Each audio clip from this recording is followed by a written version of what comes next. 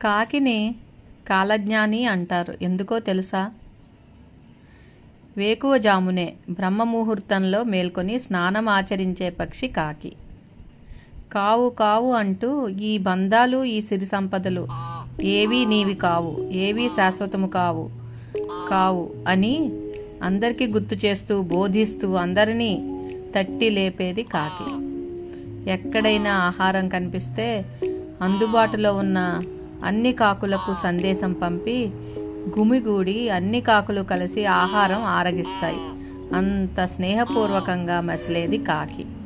శత్రువులను గుర్తించిన వెంటనే అన్ని కాకులకు సందేశం పంపి అన్ని సమీకరణలు చేసి సంఘటితంగా పోరాటం చేపట్టేవి కాకులు. ఆడకాకి మగకాకి కలవడం కూడా పరుల కంట పడకుండా ఎంతో గోప్యంగా కలుస్తాయి. అంత గుప్త జ్ఞానం కలిగి ఉండటం చెప్పదగ్గ విషయం.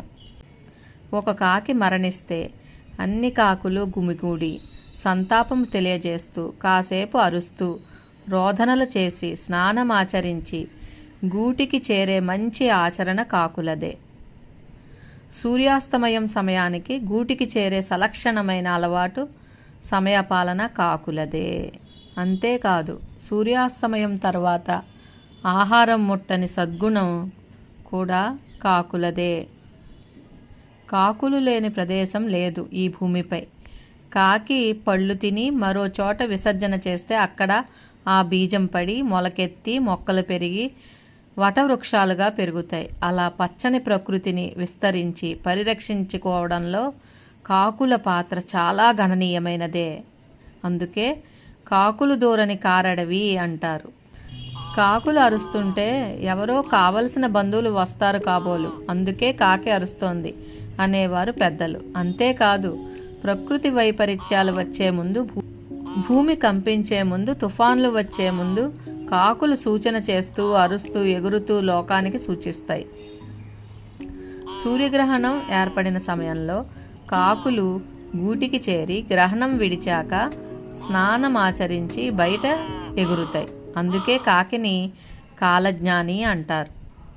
దాన ధర్మాలు ఆచరించని వారిని ఎంగిలి చేత్తో కాకిని తోలని వారిగా ఉదహరిస్తారు.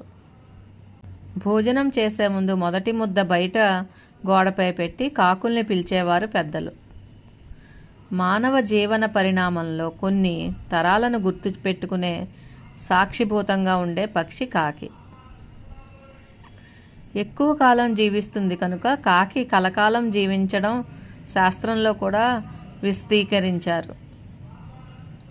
కూజాలో రాళ్లు వేసి అట్టడుగున ఉన్న నీటిని పైకి తెచ్చి తరువాత దాహం తీర్చుకునే సాంకేతిక పరిజ్ఞానం కూడా సంతరించుకుంది కాకి. భారతీయుల సనాతన ధర్మం విశిష్టత, ఆవశ్యకత నేటి జనం ఆచరించాల్సినవే. సంఘ జీవనం, సేవా తత్పరత, మంచి స్నేహభావాలతో ఈర్ష్య ద్వేషాలు లేకుండా కలిసిమెలిసి అన్యోన్యంగా అసమానతలకు అతీతమైన ప్రేమానురాగాలతో నైతిక విలువలు కలిగి కాకిలా కలకాలం జీవిద్దాము. ఇది విన్నాక కాకి జీవనంలో ఇంత తాత్వికత, ఇంత లోతైన అర్థం ఉందా అనిపిస్తుంది కదా.